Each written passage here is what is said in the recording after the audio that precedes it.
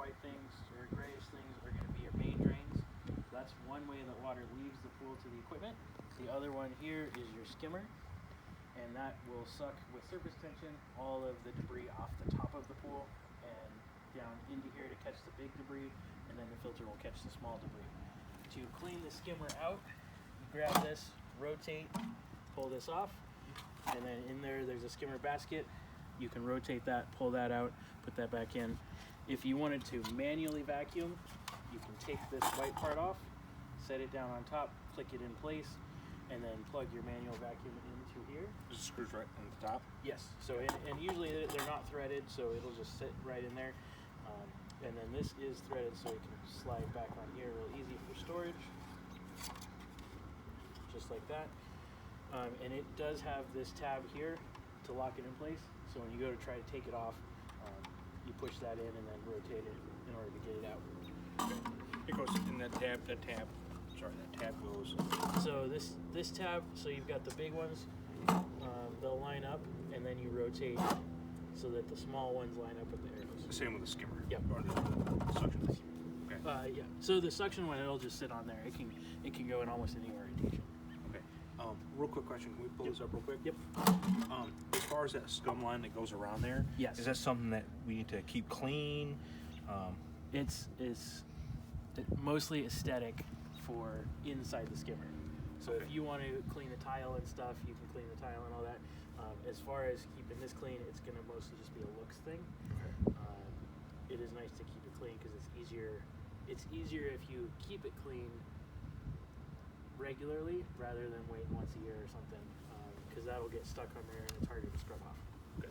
What about this line right here? So that's normal. So that's where the collar of this piece and the skimmer itself sit. So it's able to expand and contract a little bit with the concrete. Okay, so if the water's higher than this line, is that a problem? So it's not going to typically be higher than that line. If it is, you can drain it down, and I can show you that on the equipment a little bit later. There's a spigot over there. In theory, you could lose a little bit of water out of there if it is higher than that. So don't get behind this line? Yep. Okay, gotcha. Easy enough. And if it ever does, that's above the faceplate of the skimmer. Mm-hmm. So if we look over at the skimmer itself, again, since this works with surface tension, you want to make sure that there's a gap in the front.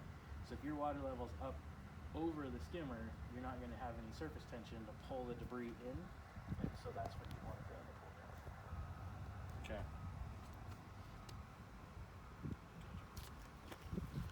So then you've got your deck jets here, and you can pull these plastic caps off, and you can point them in whatever direction you need to if you ever wanted to adjust them slightly, if you wanted them to have some other artistic look, like point these two in a little more or something like that. This is your sump hunt pit. It's also called like a drain pit. There's a few other names.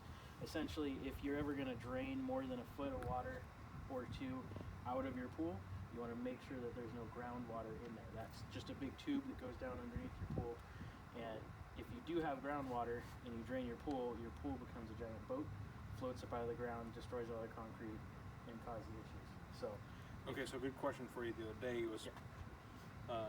2-3 weeks ago, it was almost entirely full. Yes. So if your pool has water in it, then it's not as big of an issue. Mm-hmm.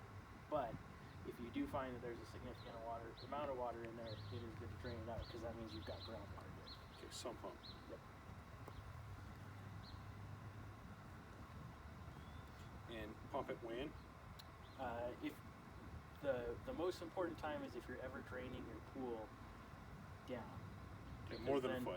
More than a foot, because then you're not going to have that weight of the water inside the pool to push and hold your pool in. Okay. So we've got our ways that the water leaves the pool, then the water comes back in through your deck jets and through your returns here. You've got 4 of them. And so that's the way that the water comes back in, and then you've got your 3 lights out here as well. And that's basically everything poolside. You said keep them rotation, right? Yes. So So, just how they are. yep, yeah. So I like to do a clockwise rotation. Some pool guys will argue if you're in another hemisphere, you want to do the other rotation. Oftentimes, the way that the pool is plumbed will dictate the way that you can get the water to spin